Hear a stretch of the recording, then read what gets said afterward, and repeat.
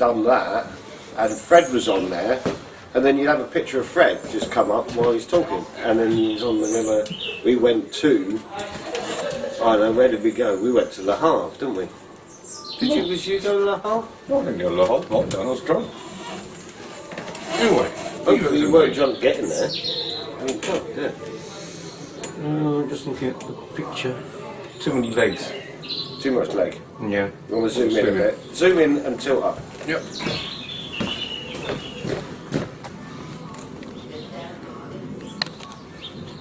Yeah, I think I might be able to do it there. What do you reckon? Only if you just want me in it. Yeah. Tilt up again. Yeah, you got your seat there. You got a red dot. No, because it's recording. Tilt up one. Oh, I thought that was no. The sniper. I didn't mean the red dot at the front of the camera, I meant the red dot that was right on your forehead. Oh, I see. Yeah, there's a sniper in the midst. That's better because he's going to miss you. He's going to shoot the... Yeah, I'll do. I'll do. Okay, so, Mr. Andrew Rose, could you tell to the camera your name and a bit about yourself? My name is Andrew Rose, known as Andy. At some point, I was known as Toes for some strange bloody reason. Toes? Yeah, Toes. Something to do with getting in the bloody way all the time. Oh, I see. Under their toes. Oh, under their toes. Under their toes, you see, it all links in. Links in. Yes. Anyhow, my name is Andrew Rose. Yes. I'm a merchant seaman. Yep. I currently am unemployed, unfortunately, and I am looking for work in the maritime industry. And what do you usually do in the maritime industry today when someone gives you a job? When working, I'm normally a chief officer, but I am a qualified master of small vessels up to 3,000 gross tons, anywhere in the world. How did you first get involved with the Sail Training Association schooners, the Sir Winston Churchill and the Malcolm Miller? Long story. I was a product of children's homes in the 60s and 70s. I was pretty much going nowhere. I had an opportunity to do some volunteer work on an expedition around the world. I then did some work with the Operation Drake Fellowship, based in St Catherine's Dock, and living in St Catherine's Dock. I was then given some information about the schooners, which was limited, but apparently they were being refitted in a West India dock. And it was suggested that I went along and asked if they needed some help, and which I did. 18 months after that, I stopped doing things with the Malcolm Miller and the Winston Churchill. But that's how I got involved. And when you're on these aforementioned schooners, including the refit, where we first met, what did you get up to, Andy? The real grotty details. Well, let's start with the refit. You turned up, I was there. What was our daily pattern? Daily pattern was painting, cleaning, varnishing, sanding, painting, cleaning, varnishing. Oh, go back one step. Where were the two schooners that winter? The first one, they were in West India Dock, which is now known as Canary Wharf. Rather plush. Wasn't at the time. It resembled a building site at the time, but not quite Silurius. It was the back end and beyond, really. There was plans for the Docklands Railway at the time, because they'd actually demolished the centre of several warehouses for the railway to go through. Didn't demolish the whole thing, just the section where the railway was going to go through. Yeah, quite convenient because we were in one of the sections. We was in one of the sections. We was.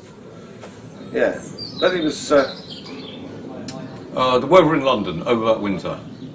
Oof. I don't really remember. Wet, cold, miserable. So it was pretty much like every winter in London, having lived there for. Where did we have to sleep? Where did we sleep? Where did we sleep? On that first one? Yeah, in the London bit. Well, it was in the warehouse. Yeah, summertime. Some of the time it was in the warehouse. There was a caravan at one point. Yeah, as well. Many well. caravans. Well, I wouldn't say that many. There weren't enough. No. Hence the reason some people slept in the warehouse. So, what did we do to the half deck of either ship at any time during this refit? Well, we took out the half deck. Well, yeah, we took it out. I mean, yeah. I mean, I'm thinking, we didn't do anything special. We just carted it all out. It was emptied. Yeah. It was emptied down to the metalwork in some cases. There was all the wood was taken out, the beds were taken out, the toilets were taken out. Yeah. Started with a miller. It was Took just most, taken out. yeah, which left most of us men sleeping on the half deck of Sir Winston Churchill. Do you remember the throwing up session we had when we all caught 24-hour food poisoning? Please.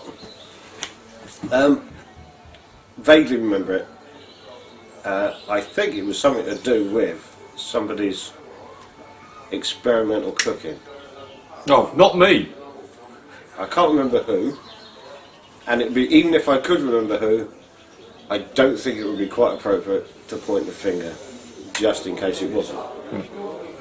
But I think someone decided that they was going to cook a stew of some sort to save money, and rather than saving money, it just put everybody out of action for about 4 days.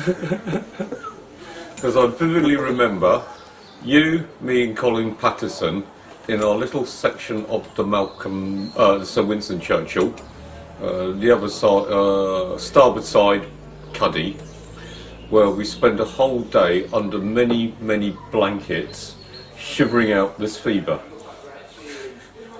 Yeah, it does sound familiar.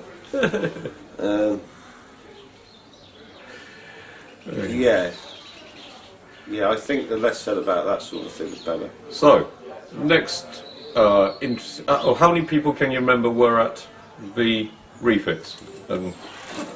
Oh, well, there's probably somewhere in the region of 20 that was there for long periods.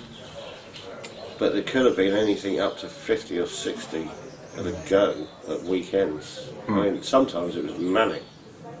I mean, I do remember you having the unenvious job of cleaning the paintbrushes. I think you did a good job. Thank you very much. You did a very good job. It was all white spirited and boiled oiled and taped up with greaseproof paper and elastic bands and all that, and there probably was somewhere in the region of 50 paintbrushes. Oh, yes. Minimum. Oh, yes. Plus rollers and other essential equipment for painting, like screwdrivers, got covered in paint. Yeah. Because nobody could be bothered to get a piece of wood to stir the paint. But you did a good job. Very, very much. Saved money. Lots of money. In fact, some of them paintbrushes came out for the start of the day looking as if they were brand new. Thank you very much. They were good paintbrushes. Harris, if I remember Oh, rightly. they're very good quality. Lovingly Good. cared for. And if Harris is watching, we don't mind some sponsorship. Oh, yes. So, do you remember the day the floating dock sank? Vividly. Vividly. It was a... You could have called it a slight problem. I think it was the Churchill that came out. It was a miller trying to go in. and the miller going in. Well, no, the Churchill hadn't gone in yet. Hadn't gone in. No. No. I should get the photos out. Yeah, I think. Well, anyway, the basic story is the dock was checked over for faults, which in hindsight was a bit of a joke.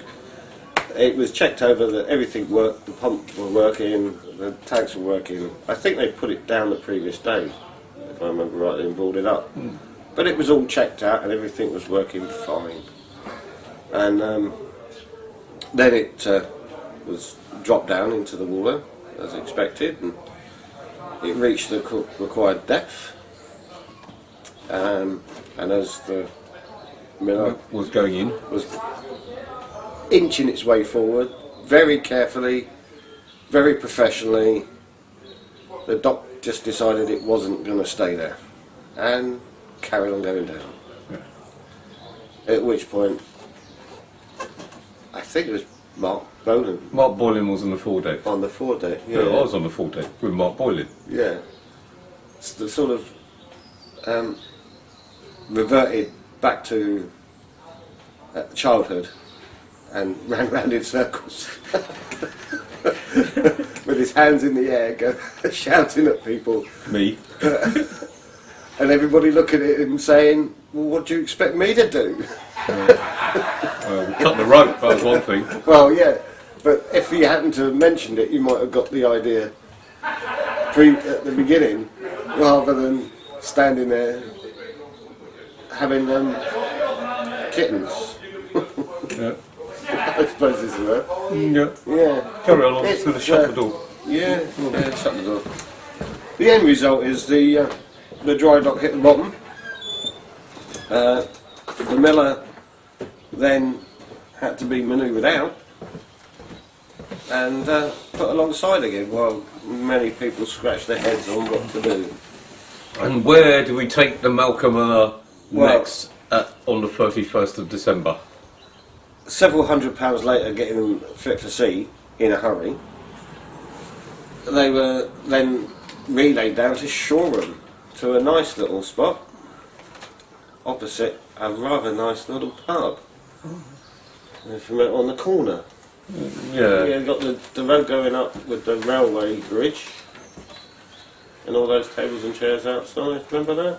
Yeah, that was the nearest pub. Yeah. There was the Fisherman's Club at the end of Shoreham Dock. Yeah, well, yeah. No, I do remember when we went there because there was a fruit machine. As there was, yeah. And not you, but the man who then put the penny in 10p afterwards hit the £100 jackpot. Well, Yeah. Bearing in mind, £100 was a lot of money in them days. well, we didn't get the jackpot. Never mind. Never mind. How cold was it in Shoreham? Yeah. Baltic, really. That might have had something to do with the heating not working too well, as well. I think we had heating. Exactly. I was being very diplomatic at that point, There was heating. There were some hot pipes. but it wasn't plugged into it. No. Well, they would have been hot if there was anything going to make the water go round. Yeah. The fact that the boilers weren't on didn't help. How many layers of clothing were you wearing when we got out of bed to get on deck to do our day job? All of them. I didn't have that many clothes at that time. apart from the ones we acquired. How much were you paid per week to do this? Oh, I really can't add up the total. Well, per week.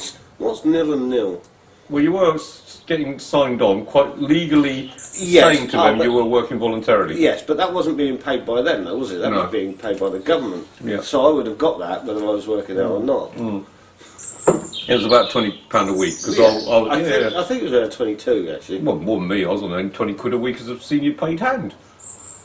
Well, that's not my fault, is it? You know, All right. you will take I these. was paid. You take these bloody crappy jobs. But no, don't forget, I had to go up to the office once a week to collect it. Oh yeah, you had to get back to London to collect it. Yeah. So that the extra money that Once I every was 2 getting, weeks. I lost. Well, once a fortnight, yeah. But it cost me more than that to go and get it. Didn't help. Yeah, that's true. Had to get back to London. Anyway, so eventually, somewhere along the line, you were asked to go on a voyage. The Voyage of Discovery. Yeah. Well, the first one was the Shakedown. A week, if I remember rightly, where we just went out and around, and a few people that handed over lots of money for the privilege of getting cold, wet and hungry. And I was supposedly instructing about 13 of them in the ways and means of the miller. Probably not the best thing at that time, but it sounded good. It sounded like I knew what I was talking about, and it sounded to them like I had a lot of experience because I knew exactly how many coats of varnish there was on that lower yard. The fact that I was one of the ones that put them on there was a bonus. Indeed. In April 1985, we set off from a southern port, can't remember, probably Southampton, and you and What I, was the destination? well, we ended up in Liverpool. It would have been Southampton then. Yeah. Of course, you've got no memories what port we went to. I think we went to Cherbourg, Yeah, we do, always went to Cherbourg. and I think we went to Dartmouth. Was that the one where... We went to Foy for sure. I know we went to Foy. did we go to Foy? No. Yeah, because that was probably day 6 we're in Foy. Day 7. Perhaps we didn't go to Dartmouth. Perhaps Dartmouth was on the way on the next On one. the next one. Yeah. Was that the one that 6 people decided to walk off?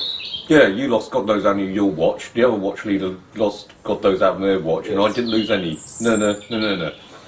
And although it was suggested that some of my watch were going to be reallocated, I said, no! Not a chance. No. Not a chance at all. My watch, they stay in my watch. So you guys had to do a bit more extra work on watch. Yeah, but we didn't really. No, not really. Because all we did was wait for the next watch to turn up and then got the work done then. So my memory of that voyage is we're in Foy, a regular place that the schooners visited. The weather forecast was 6, gusting 7, gusting 8, gusting 9. Yeah, All cross-channel ferries had stopped operating. yeah. So that is why Mark Chemisbetti, the great Captain Mark Chemisbetti, having got the schedule that we had to get to Liverpool by the Saturday thereafter, Yeah. Friday night thereafter, decided to go out of Foy, under sail, as you do. Of course you do. To great applause by people on the quayside, Who really didn't know what we was getting into. well, apart from the ones who'd always seen us go out. Yeah, So, because we always sail out the Foy, to great applause. yeah. It was blowing from the west. We had to go to the west, so we handed everything. If you remember. No. And it was a bumpy night. I do remember going out of a port in Cornwall to a situation where most people probably would have said you're absolutely bonkers. And why don't you just stay here for another night? Which is probably the one. Yeah, can't remember which ship it was. I should have looked it up. Anyway, it doesn't really matter. We went It round- was one of the black ones with the 3 masts. Yeah, doesn't really matter. Did it have round doors or square doors? Can't remember. Wow. I didn't look on the logbook. Anyway, so It's hacked one out. I now remember that you were the watch behind me. So if I was mizzen watch, you were full watch. If I was main watch, you were mizzen watch. Well, probably was full watch because I like the bogs. Yeah, I think you Happy hour. was normally full watch, I think. Anyway, because I remember but I'd hand over to you, and then you handed over to someone. Yeah. Yeah. So we only met every 8 once hours. every 8 hours. Except for the Well, apart from dog eating. watch. Yeah. Oh, right then. Talking about which, this hasn't been put down. What was the sea routine that you could remember when we got out there? First, on the huge chart, because it was there, the sea routine, Yeah. 0600 hours. See if you can do it. See if I can do it. Oh, 600 hours. It's on the list. Um, You're there, 0600 hours, just got out of bed. breakfast.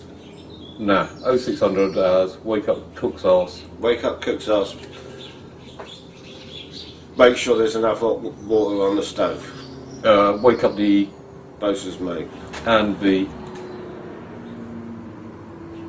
Watch officer. no, not 6 o'clock. Who goes with the cook's arse and the bosun's Well, mate? the cook. Well, no, he comes later. No. The The way workers. day workers. Well, yeah. Explain the nature of day workers. There were three Oh. which Yeah, got there was off watch. the ones assigned to the galley. 3 of. Hmm. 6 assigned to the bosun's mate. Making a total of 9. 0630 hours. It's a long time ago, Oh, I would say, wake up the cook. but normally the cook's ass did that. Well, no, you got to do that. The cook's arse is in the galley. I didn't do it, I was the watch leader. Well, you got someone else to do it. Well, you got the messenger to do it. Well, no, when I was the cook's ass, I would have sent one of the 3 that was assigned to me in a galley to go and do it. And, Wake up the cook. And they'd normally be a volunteer because at that particular time they were doing real crap jobs.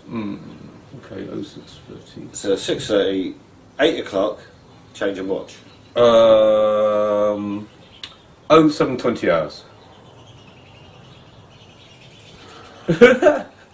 First sitting for breakfast. Yeah. Oh, somewhere before there you had to wake up and watch so you could eat breakfast. Wake up the watch at 7 o'clock. Oh yeah. Wake up the Eat Forenoon. breakfast.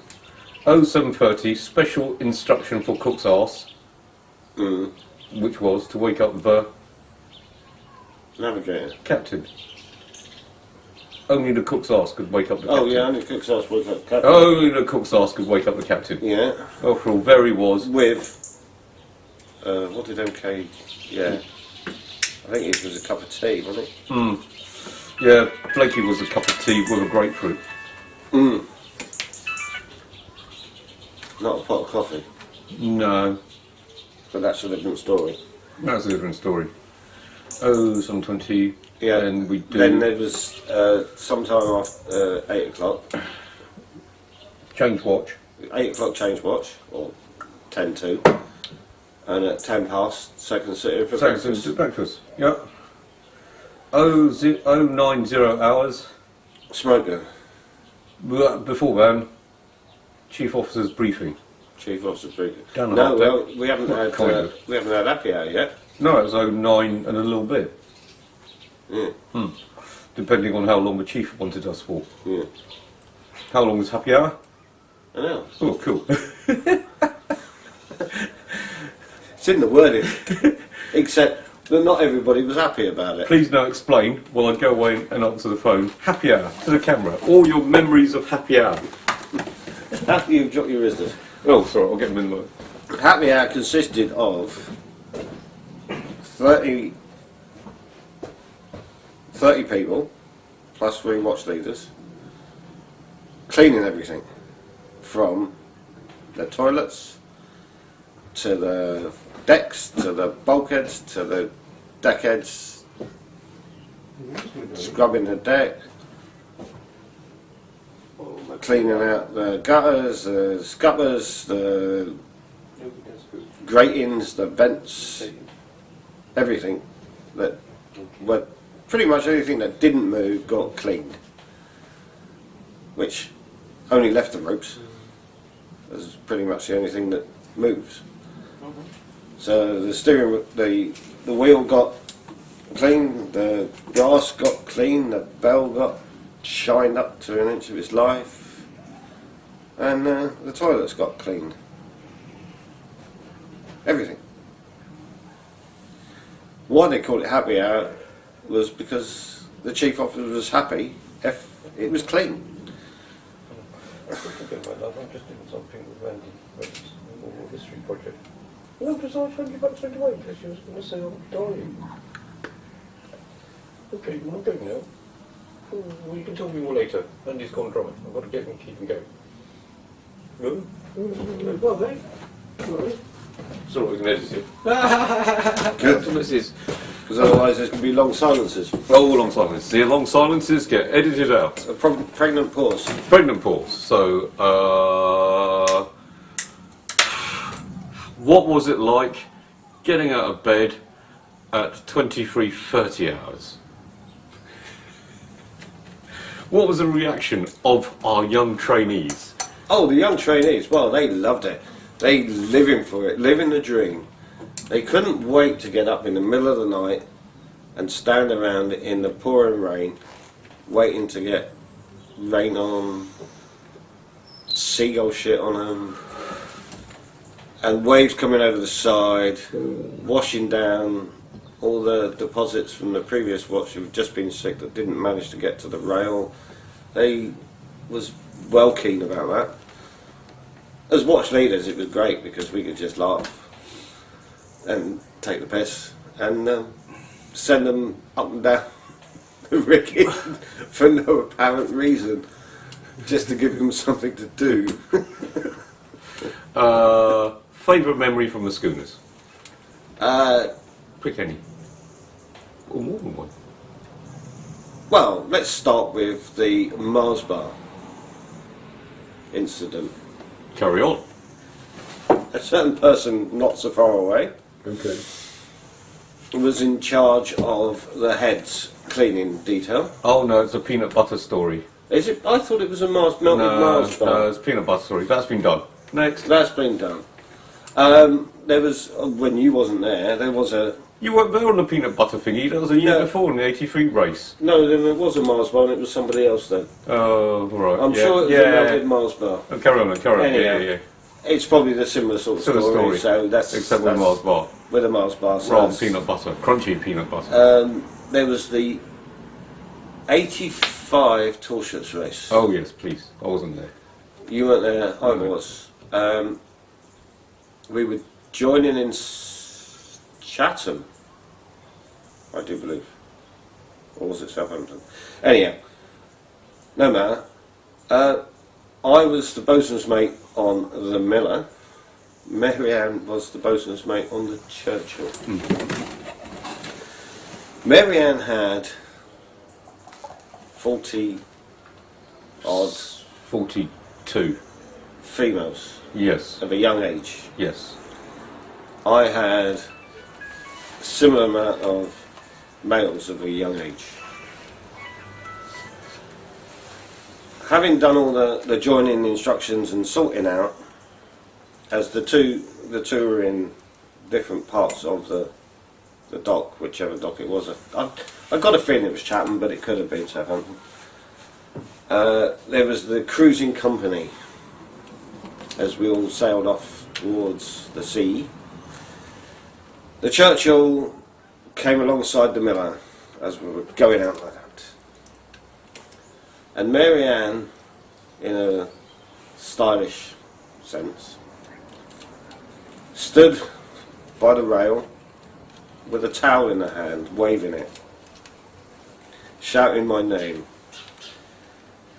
And once I realised she was shouting my name, I looked over and waved back to the statement, "You left this at my house." Like Friday night, I think it was. Yes, you left this at my house Friday night because we joined on the Saturday. And at which point, about 40 of the young men on the Miller looked round at me with rather astonishment. And I got a bit embarrassed. because it was said in such a terms that It could have been construed, It could have apart been- from we were just very good shipmates. we were just very good friends, and I needed somewhere to stay on the way, and so I stayed at her house. And I got ribbons for at least a week, trying to explain it, but no one would take a blind bit of notice of the truth because the story sounded better than the truth. So they made the story up.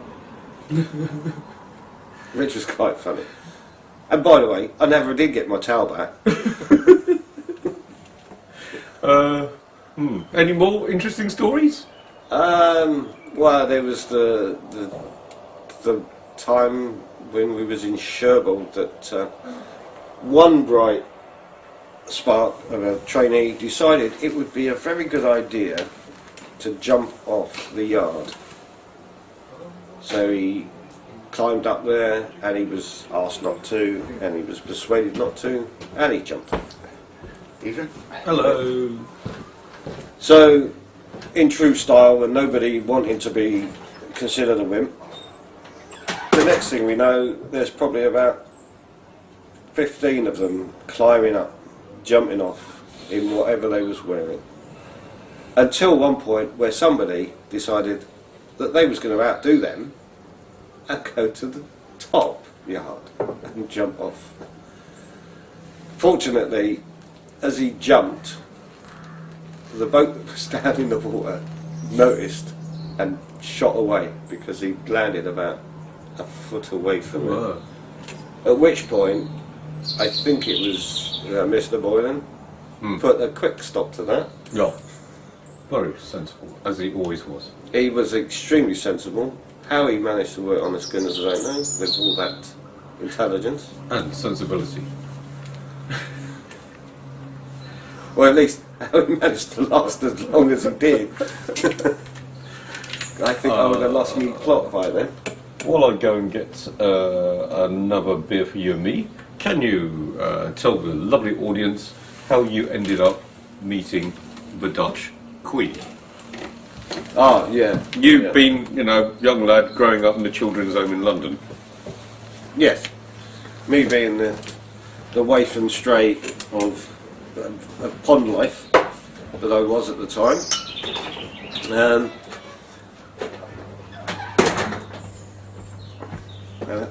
Evening.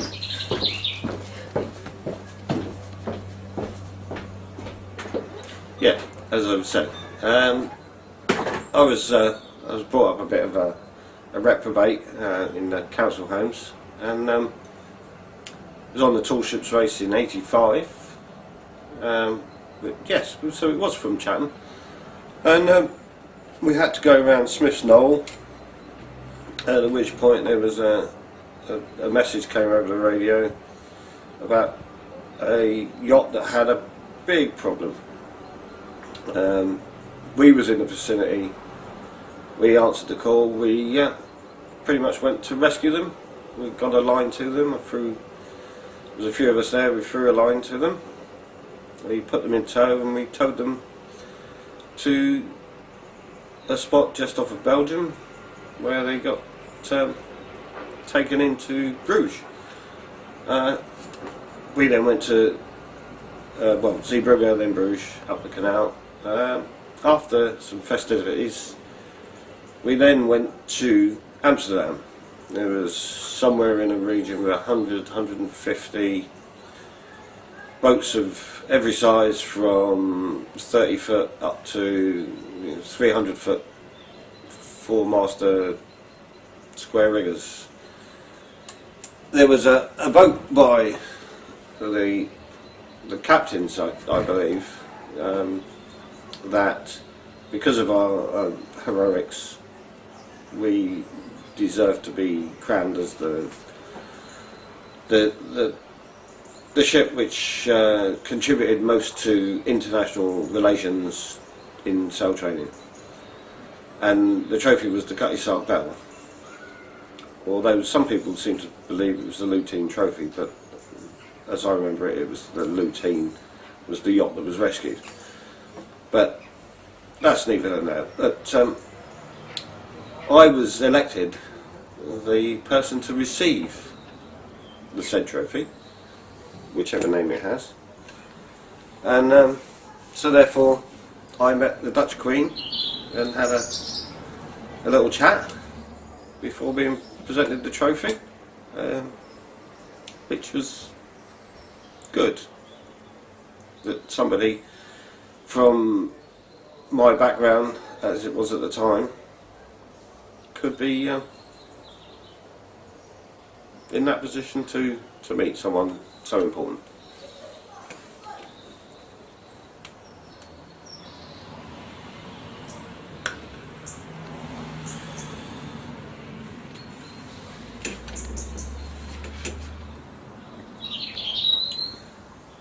I also remember getting extremely drunk at the after presentation party in such a way that I had to be assisted back to the ship.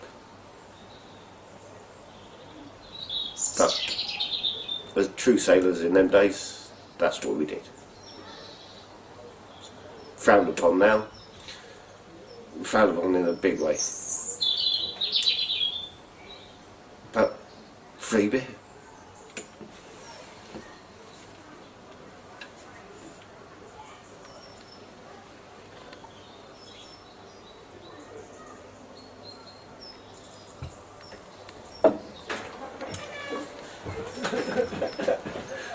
Friends bringing out, there was a queue. Oh, right. I will watch about the Dutch Queen later. What colour were your wellies? I presume that at some point in the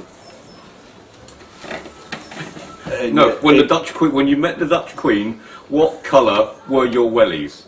Well, as I was saying, I presume that somewhere in the editing of this oral history, you will probably cut to a photograph of the said wellies. So I cannot deny it, they were canary yellow. Bright yellow wellies. In fact, I don't think they could have got any brighter. If they were luminous, they wouldn't have been any brighter. Where did you acquire these wellies? I think you gave them to me. No, I didn't. Well, my bloody yellow wellies. I didn't say they were your wellies. I think you acquired them, but they didn't fit you. I wouldn't have had them. No, you acquired them Oh, no, left over. from the leftovers lockdown. They were one of the few pairs of wellies that didn't have holes in. So, as they fitted my feet, they became mine, Indeed. Now, can you remember regardless of colour. that in those years we had a lot of very good yachtsmen who used to come and sail as watch officer or trainees who were, because of that was fashion, what colour were their wellies? Well, yes, they were very good people. They contributed very well to the financial running of the schooners. So we can't be derogative about them, Nope. except that they were grotty yachties. Yep. And they were also known as the Yellow Welly Brigade because, for some strange reason, they all wore yellow wellies. I believe that they were there because they were worried about falling in. So if they fell in head first, at least we'd be able to see their feet when they filled up with water. But they created if they created an air pocket in your wellies, you would float upside down, and at least we'd be able to see their feet. But it's probably not that.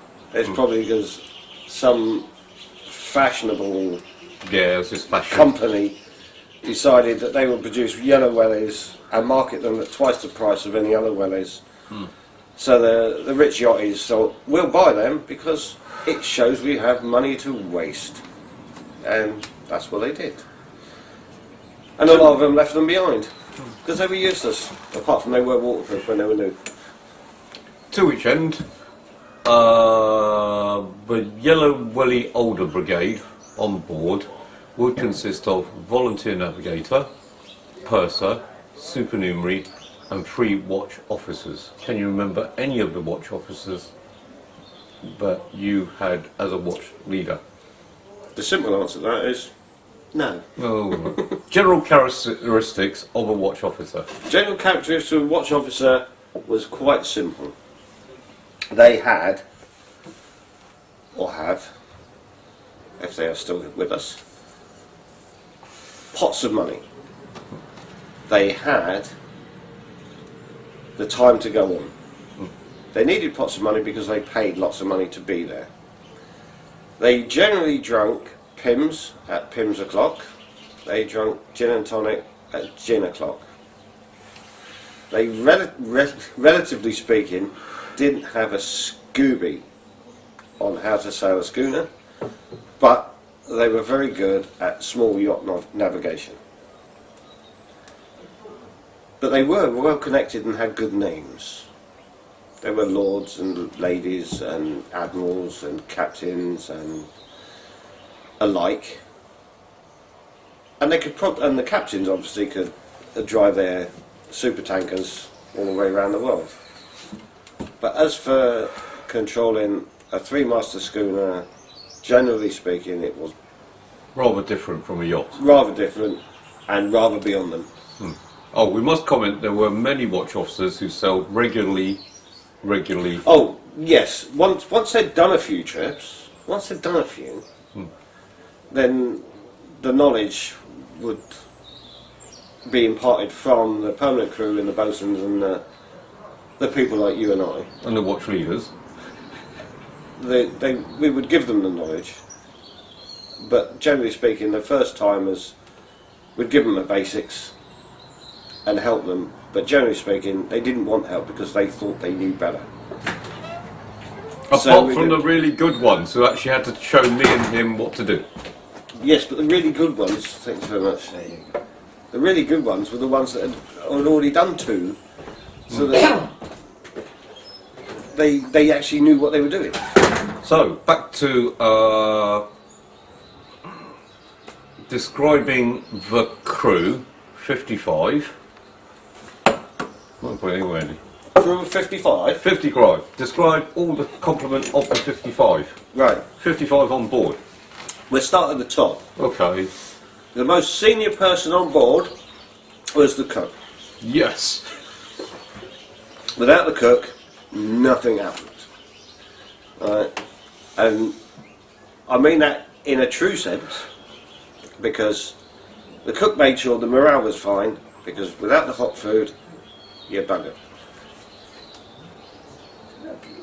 Yes, do come here. Just through this All right, way. we're just doing a little video recording of something. But don't worry. No, that's all right, We'll it's all edit it out. That's not a problem. Fine. Just through that door. Is it recorded? Yeah, the bar. Hello, The bar. hello, hello, hello. The bar is far more important than the video. But don't So- spill me beer again. Oh, shit. Okay. So, cool. Right, start again. Start No, again. we've got Carry the on, cook carry bit on. there. No, actually we haven't got all the cook bit there, so we'll start again. The cook, most important person on board the ship. Hot food, morale, brilliant. Also, we couldn't sail until all the food was on board. Oh, yeah. So unless the cook had ordered it and counted it and sorted it and stacked it, well, cook didn't stack it, cook's ass stacked it, but the cook generally ordered it. Without that, didn't go. Didn't matter who you had on board, didn't go. So, cook, there. Next comes, we had a master. No, master. Master, captain, skipper, by any other name, a rose is still a sweet. Nautical terms, master. Overall command, in charge, God. Up there. Assisting him, in other words doing all the work, chief officer. Chief officer instructed, told you what to do, told you when to do it, how to do it, and why you were doing it. Then we had a bosun. Bosun, practical man, normally, sometimes practical woman. in the latter years, when the schooners became gender friendly, I suppose is the terminology, and the discrimination went out the window about time, because there were some absolutely brilliant female bosuns. He made sure everything was safe.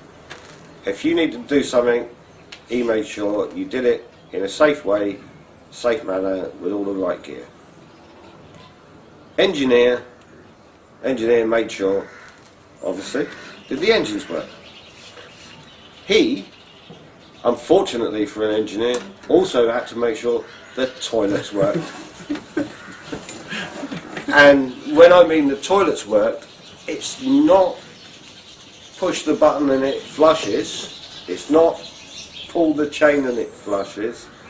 Toilet, complicated procedure of valves and levers. There was a lever and a valve to get the water in, and there was another valve and another lever to get it all out. And if it wasn't done in the right order, it jammed up.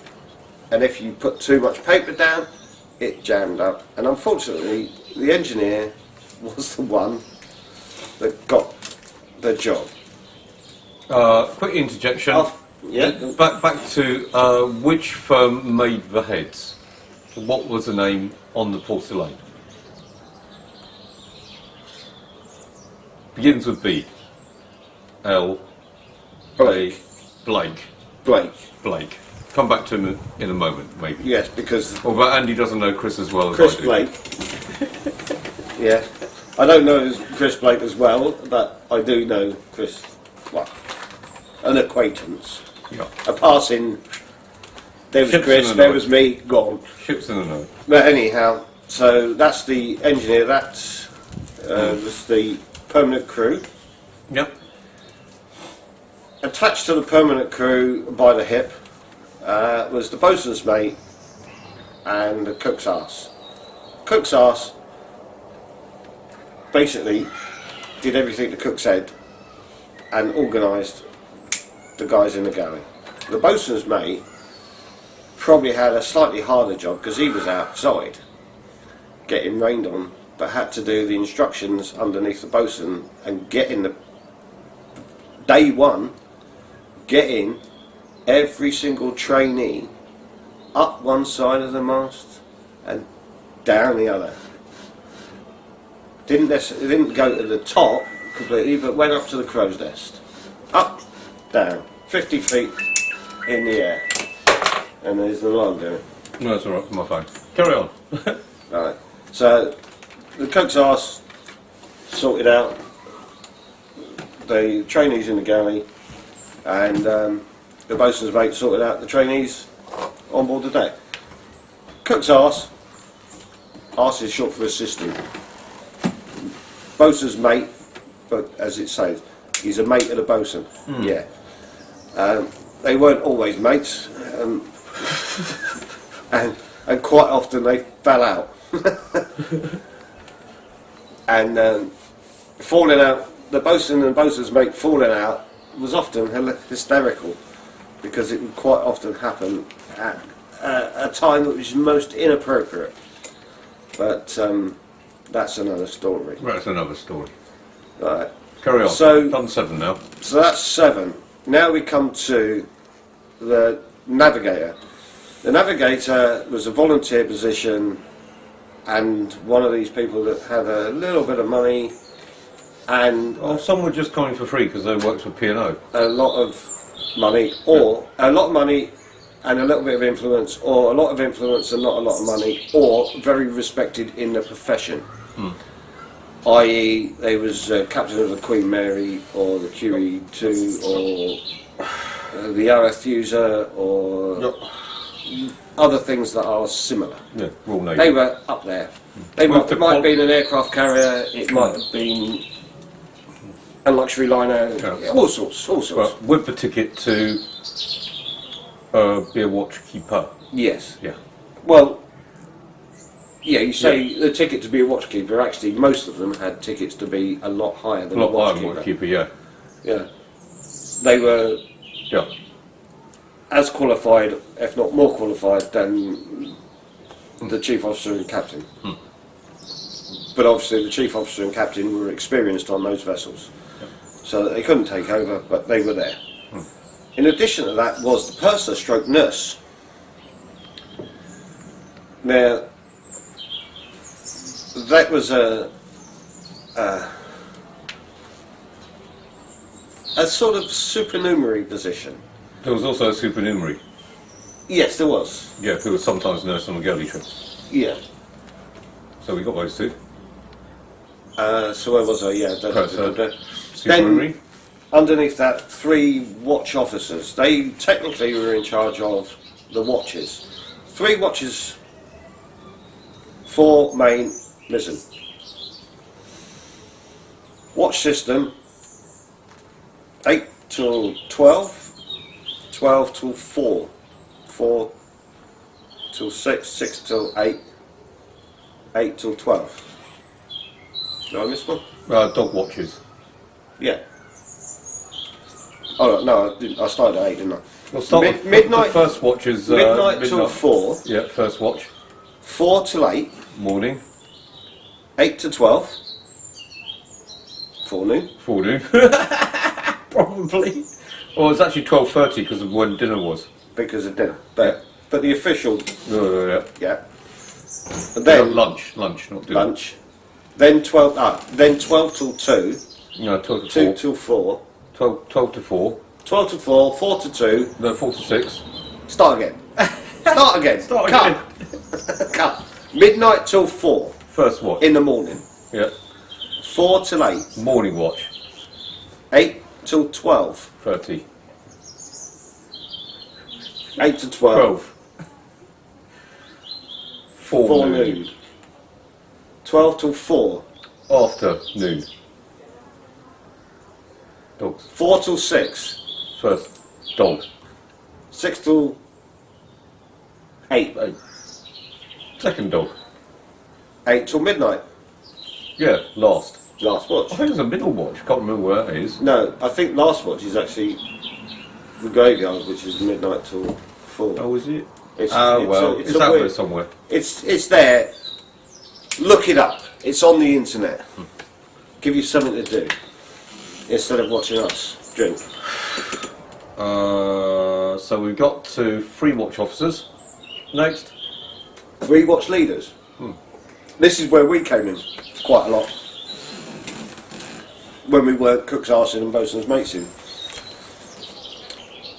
Watch leader was, in theory, an experienced trainee.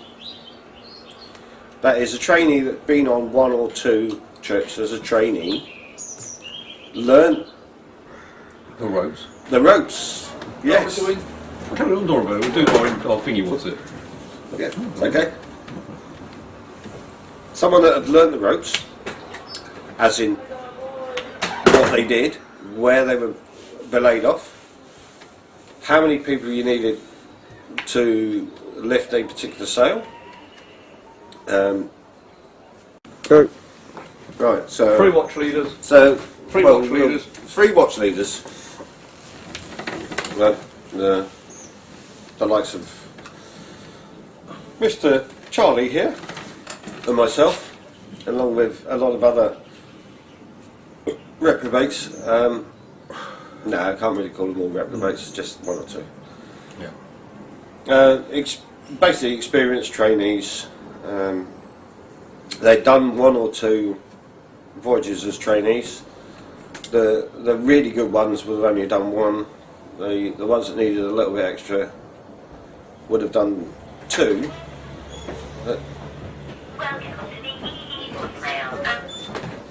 Right, so Blank, Lucy, Wrangler, number as it is. I haven't got anyone else to cover. Yeah, let's send them on a voyage for this week. Yeah. So where was I? 3 watch leaders. Right, start this one again. Cut, roll, action. Right, 3 watch leaders. Watch leaders were apparently experienced trainees. trainees that had done one trip, which were really good, or on occasions two, that just needed a little bit of extra work, but were keen. The whole point was that they were keen and willing to impart the knowledge that they'd learned and the leadership skills that they'd learned to the other trainees as they were coming through. Some of which worked out very well. On occasions, some people bypassed the system. They would do a few weeks at a refit, and because there was a space and they knew their way around the boat, they would ultimately just rise above it and become a watch leader. They were in charge of everything underneath the boatswain's mate, realistically. They would organise numbers on ropes, they would organise cleaning, they would organise the watch rotors, who was steering, who was on the lookout, who was having a break, who would be a general dog's body and run around, and a list of people that would be up the rigging, furling the sails. And Ben, to add up the numbers to 55, were the... Trainees. How many? 39 trainees. 39 trainees split into three watches of 13. They came from all sorts of backgrounds. They could be sent from their works as part of leadership training. They could be general public people who just have an interest in sailing. Their parents might have seen something and thought, that sounds like a really good idea. I'm going to get rid of my Johnny for 2 weeks and make a man of him. On occasions they'd get apprentices from big businesses. They would get people that really didn't know what they were doing there. They would get some people that had a choice. Either they went through the penal system or they got their act together. Nice. And part of getting their act together was going on the sail training. And they came along. Sometimes they were good and sometimes they really didn't want to be there. That's Wiggy. Wiggy? Wiggy, and a beer. Alright, Wiggy. Oh, Wiggy. Oh, sorry. That's right, Wiggy. It's alright, Wiggy. Ignore us. Wiggy's off. That was Wiggy. So that's the basic makeup of The crew. a crew. 55. 55 people working together, 2 living weeks at a together, time. 2 weeks at a time, sometimes a little bit longer.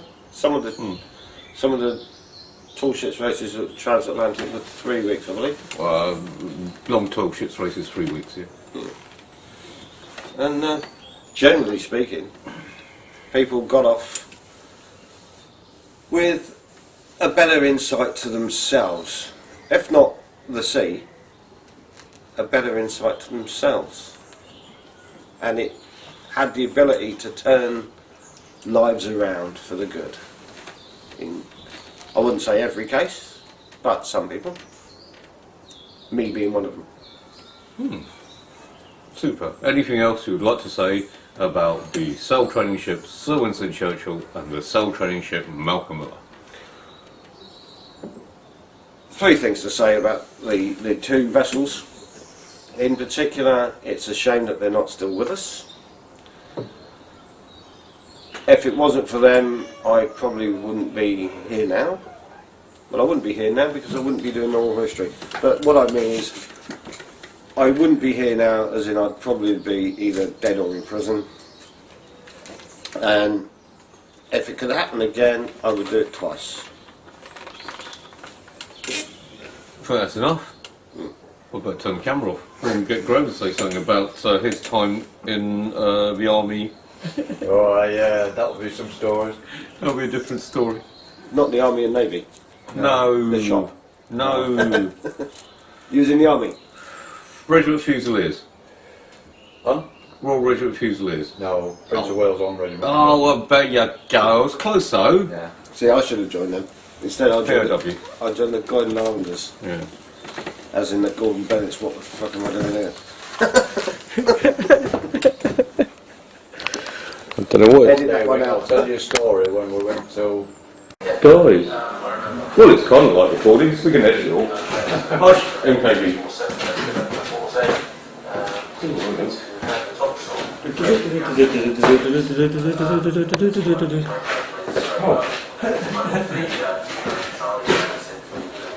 Nick Crab. Nick Crab. I seem to remember the name now. He sells them with the Pelican a lot. Oh, right, yeah. Yeah, and the bizarre coincidence is his first trainee voyage back in 1984. Yeah. MKB was the captain and I was his man watch leader. I see. Right, yeah. Well, you know, because after all, Yeah, he's yeah, got those yeah, out yeah. voyages. They're out there somewhere. Well, Mark Clements Betty helped me in a big way. Yeah. It came to a time when I was sailing as second officer that I required a commercially endorsed RYA certificate. Yeah. But I had an Irish one, which the Irish couldn't endorse, Yeah. and the RYA wouldn't endorse. Oh, science. So Mark Chemist wrote a lovely letter in my favour, Mm. which I sent to the RYA. And the secretary of the RYA came back to me and said, Barry, he said, they're going to give you a certificate. Oh, really? So the RYA gave me an commercially endorsed certificate so that I could continue Yeah. working as second officer. Oh, that's cool. Yeah. Also, But eventually then I did the exams and I got my watch officer's ticket, yeah. or my Good on MKB. deck officer's ticket. So I sailed most of the latter years of my time as second officer on the brigs. Oh, yeah. Yeah. Hold on, I'm doing something. How's this going to work? You've got all the technology. Yeah, but it's just trying to remember how to use it. Anyway, so I've got that thing going, we've got this thing going. Yeah, right, okay. You've got a copy, I don't know what I've done with mine. That's all right. go ahead. I'll just copy back with a copy. Right. Right. Not even wrong, I can load it. Right, so lovely. So, So I hear too we're going to be in communication with Barbara Campbell this evening. oh yeah, we're using the Skype thingy. Skype, yeah. Mhm. So we tried that already. Yeah. He was another person who was very good to me, Yeah. you know. Oh, sorry. So, part of our idea about your history is we've got just some little simple questions. The first of all one is, how did you first get involved with the schooners, The Barry? schooners, I was invited by Mike Forward to come to Hartlepool to help with the refit. And which year was that? Well, I can tell you now because I wrote it all down just in case people would ask me.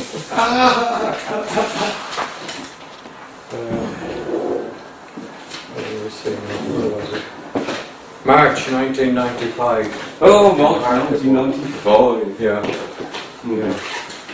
And George Thorpe was still there as the boatswain. Yeah. And I slowly, he showed me around the ship. Yeah. And I slowly started doing the work he was doing, you know.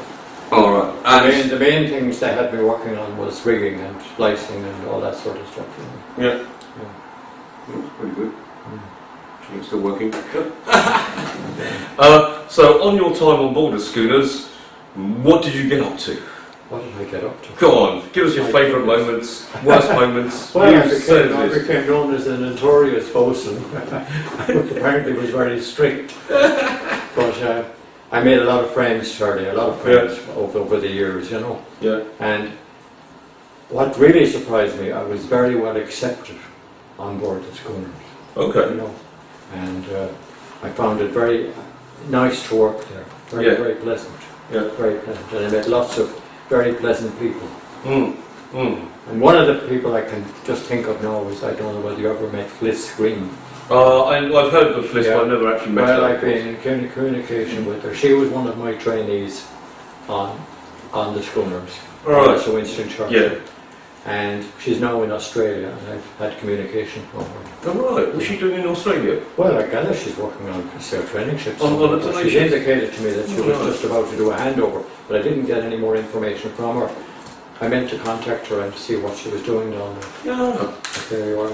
Oh, This well. WhatsApp is great, you see, you can talk to people all over the world. Oh, absolutely. You and your WhatsApp and Slokey and this, that, blah, blah, blah, high tech, old That's all codgers. I'd say. One of the other interesting questions we've been asking people is, so you saw all these young adults go on and off the ships for generally 2 weeks at a time. What do you believe, just you, were the short-term outcomes for these young adults? Well, the outcome was, in some cases, Sure. was quite remarkable, actually, because I can give you one incident, Please do. which was on Asgard, when I worked on Yeah. Asgard. We were berthed in Dunleary, Yeah. and I was down below, and the watchkeeper on deck came down and said, there's a lady on the quay wants to talk to the bosun, Mm. and she sounds a bit irate. So I walked up anyway and I introduced myself to this lady. I can't remember her name. But she said to me, she said, I don't know what you did to my son, but he's tidying his room, he's helping at home, he's a completely different person. Hmm. Example. Yes. Any more? There's quite a few if I could remember them. For another time we can write them down. But that was one that sticks in my it's in mind, you know. Yeah. That sticks in my mind. But there are quite a number of young people who were Yeah. trainees with me. Mm. And one particular young lady I remember was a girl called Kirsty Bruce. Oh, yes.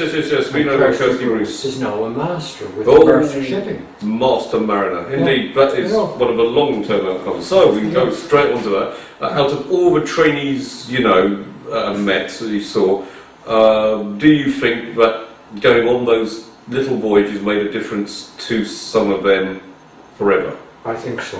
I Yeah. definitely think so. Because that's one of the research issues about what we do in experiential learning, because there's always buzzwords. I know what you mean. And a lot of people say, yeah, it's okay, you get off a ship and you're very kind of like useful for about a month, but after about 2 years, probably you're still a complete yoga. I don't think that happens. Sure. No, I don't think that I happens think as it well. influences young people Yeah, for the rest of their their lives, you know. yeah.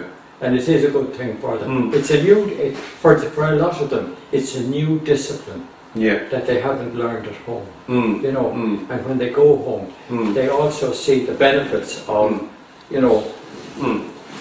the things that they can learn even from their parents Mm. if they pay attention. Yeah. You know. Yeah. But one of the things I found, it was very important when you're talking to these young people, that you explained yourself, and you explained what you were doing. You had to be very careful how you did it. Yeah. You know. An interesting insight. Well, that's how I carried on my life. And I certainly enjoyed it. You know. Okay. Favourite memory from the schooners? Oh, memories. Just anyone. Memories. Memories. It's all been recorded. I know it's all being recorded, yes, and For posterity. yes. Don't worry, you can say anything you like, because anything you don't want us to put on the internet until you've been dead for 50 years. Oh, excuse me. No, Charlie, the nice thing about it was the comradeship of the people. Yeah. And also, I used to enjoy the end of cruise evenings Oh yeah. when people got together, and you'd probably have, which I don't think happens very much now. We used to have sing-songs. I don't know how we run the end of the party on the bridge. Probably not. Probably Yeah, changing no. crew so It quickly to say doesn't go happen away. anymore, you know. Yeah. But I was always known to sing a song Oh. on Yeah. the breaks as well. Oh yeah. And people used to enjoy it. Yeah. You know? But that get together, I think, was the important part. Yeah. Because you had to, when you were the crew Mm. looking after the trainees, you had to be a little bit aloof. Yes. But then, towards the end, you had to try and become their friend. Yeah. Yeah. You know, Yeah. and that's the way I like to look at it. And those are my memories. Oh yeah. Definitely. Some great parties in the Flying Angel Club in Southampton. Yes. Oh dear, my phone's going. I'm going to ignore it. Let's go away. I'm busy. Well, somebody's phone is ringing. Yeah, it's my one. I don't know where it's gone. Oh, anyway, so anything else you'd like to leave for posterity? Hi, posterity. Anyway, tonight we'll be able Yes, I just wish that and hope that the sail training will continue Yeah. and that there will always be people to support it. Well, thank you very much, because as we were discussing just earlier, in Ireland there's quite a few people running around raising money and profile to build a new tall ship for all of Ireland, That's right, yes. Yes. called the And- Atlantic Trust, that's the Yeah, name. Enda O'Connell is one of the people involved. Yeah. And incidentally, Enda and I were neighbours. We grew up together. Oh, how funny! Yes, yes, How funny. yes. And he was one of the early trainees in Irish sail training. Yeah. So in 1976, I sailed from Boston on a boat called Credna Yeah. that we had then as the sail training. This was prior to Asgard 2. Yeah. And Enda O'Connell was one of the crew members on that on the outward voyage. Oh, how funny. Well, I feel they're going to do Enda now, as you know, is in the around the world race. Around the globe. Yeah, Mm. yeah. He's just left. He left Ireland last month, and he's in France at the moment. I think they're taking off on the 15th of November. I think it is. The race starts. Oh, right. Okay. We'll go around the world. See. But that's another young man who started in sail training, and look what he's got. He's a millionaire.